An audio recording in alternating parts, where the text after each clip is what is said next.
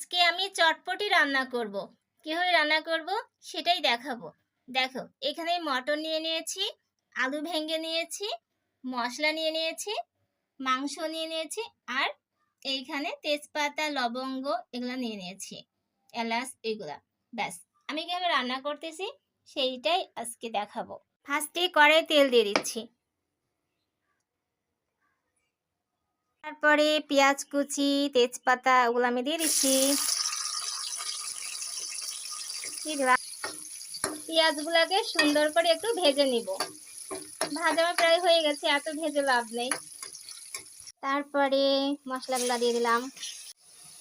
এবার মশলাটাকে ভালো করে কষাতে হবে, কিছুক্ষণ সময় নিয়ে ভালো করে কষাতে হবে।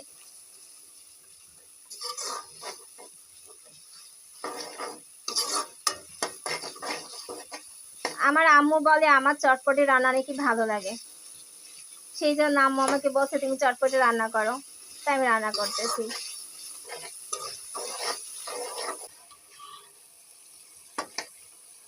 মশলাটা কষানো হয়ে গেছে, এখন আমি মটরগুলা দিয়ে দিব। এই তো সব মটরগুলা দিয়ে দিলাম। চটপটি রান্না খুবই সহজ, আমার কাছে তো খুবই ইজি মনে হয়। রান্নাটা খুব তাড়াতাড়ি হয়ে যায়।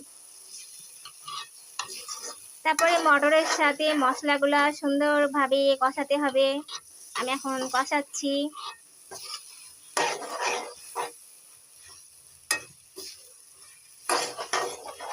আমি এইখানে রান্না করা মাংসগুলাও দিয়ে দিচ্ছি।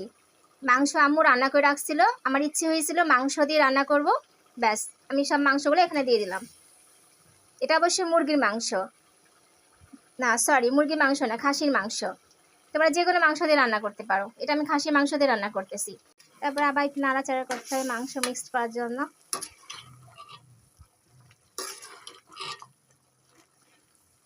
মাংস দিয়ে চটপটি আমি খাইছিলাম একটা চটপটিওয়ালার কাছে, তা আমার ভালো লেগেছিল।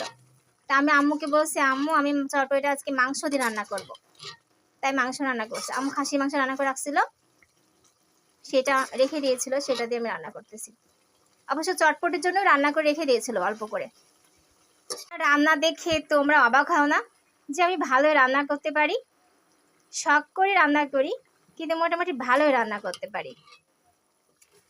অবাক হবার তো কথা, অনেকে তো জানে কিছুই পায় না, সেখানে আমি এত সুন্দর সুন্দর রান্না করি।